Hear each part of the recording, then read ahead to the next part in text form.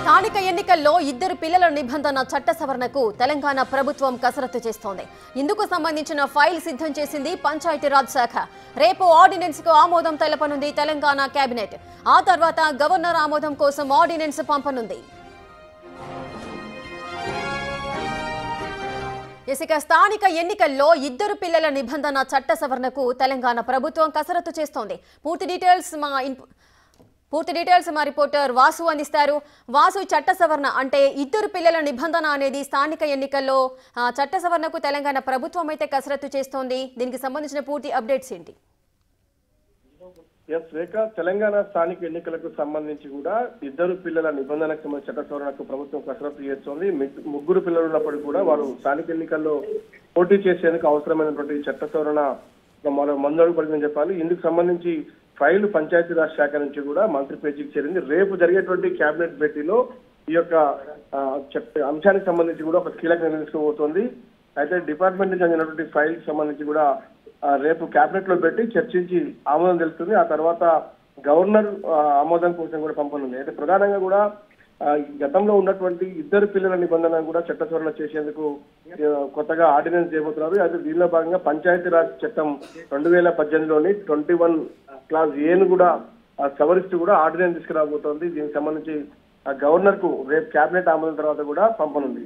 అయితే చాలా కాలంగా దీనిపైన అనేక డిమాండ్లు వినిపిస్తా ఉన్నాయి. స్థానిక ఎన్నికల్లో ఎంతమంది పిల్లలు ఉన్నా సరే పోటీ చేసుకునే అవకాశం ఇవ్వాలని ఇప్పటికే పలువురు హైకోర్టును ఆశ్రయించారు. హైకోర్టులు కూడా ఈ చట్ట సవరణ అంశానికి సంబంధించి కూడా కలగజేసుకోలేమని చెప్పారు.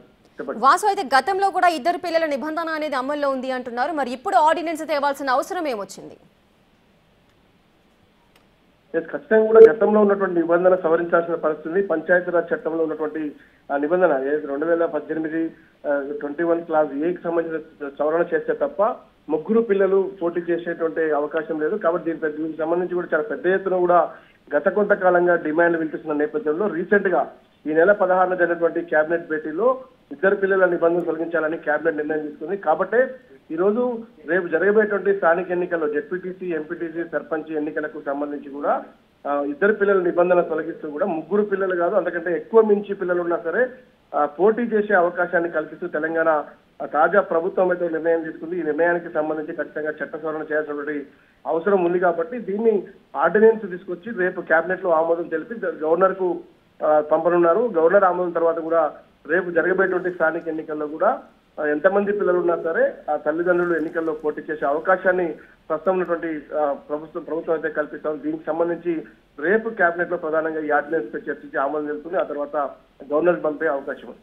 Right, thank you Vasu, thanks for the details. ఇక స్థానిక ఎన్నికల్లో ఇద్దరు పిల్లల నిబంధన చట్ట సవరణకు తెలంగాణ ప్రభుత్వం అయితే కసరత్తు చేస్తోంది.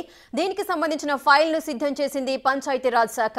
రేపు ఆర్డినెన్స్ కు ఆమోదం తెలపనుంది తెలంగాణ కేబినెట్. అలాగే గవర్నర్ ఆమోదం కోసం ఈ ఫైల్ ను పంపించబోతోంది. మరి గవర్నర్ ఆమోదం లభించిన తర్వాత మళ్ళీ స్థానిక సంస్థల్లో ఈ ఇద్దరు పిల్లలకు సంబంధించిన రూల్ అనేది అమలు పరచబోతున్నారు. మరి వివరాలు